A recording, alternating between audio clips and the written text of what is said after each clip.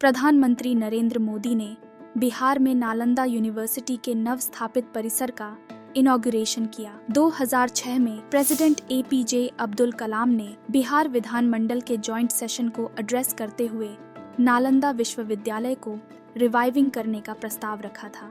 Bihar assembly ने 2007 में university की स्थापना के लिए एक बिल पास किया था। केंद्र सरकार ने 2007 के ईस्ट एशियन समिट में नालंदा को बौद्धिक, दार्शनिक, ऐतिहासिक और आध्यात्मिक अध्ययन के लिए एक अंतर्राष्ट्रीय संस्थान के रूप में रिवाइव करने का प्रस्ताव रखा था। राज्यसभा ने 21 अगस्त 2010 को नालंदा विश्वविद्यालय विधेयक 2010 पास किया। इसके बाद लोकसभा ने भी 26 अगस्त 2010 को इस बिल को पास कर दिया। 21 सितंबर 2010 को इसे राष्ट्रपति की स्वीकृति प्राप्त हुई, जिससे यह अधिनियम बन गया।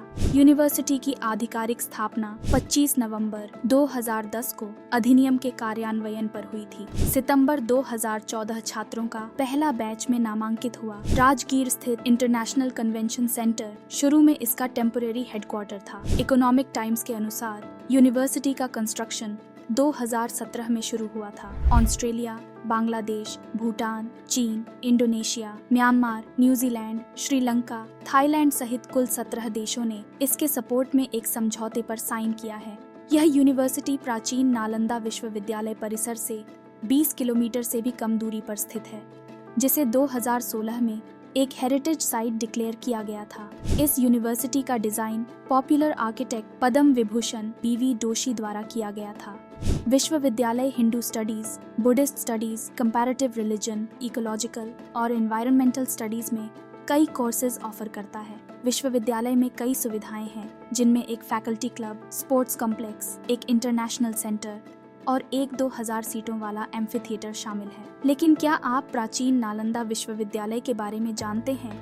यह क्यों महत्वपूर्ण है? प्राचीन नालंदा विश्वविद्यालय दुनिया के पहले आवासीय विश्वविद्यालयों में से एक माना जाता था। यह लगभग 1600 वर्ष पुरानी है। इसकी स्थापना सम्राट कुमार गुप्त ने 427 में की थी। विश्वविद्यालय में 9 मिलियन पुस्तकें और पूर्वी तथा मध्य एशिया से 10,000 छात्र थे। इसने चीन, Korea, Japan, Tibet, Mongolia, Sri Lanka और दक्षिण पूर्व एशिया से भी शिक्षकों को आकर्षित किया।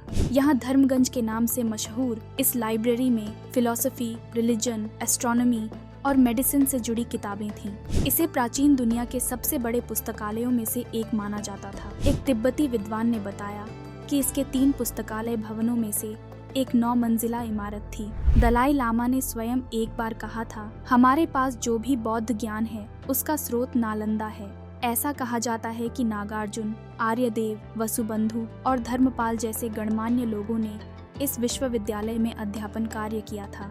ऐसा माना जाता है कि भारतीय गणित के जनक माने जाने वाले आर्यभट्ट ने 6ठी शताब्दी में यहाँ समय बिताया था।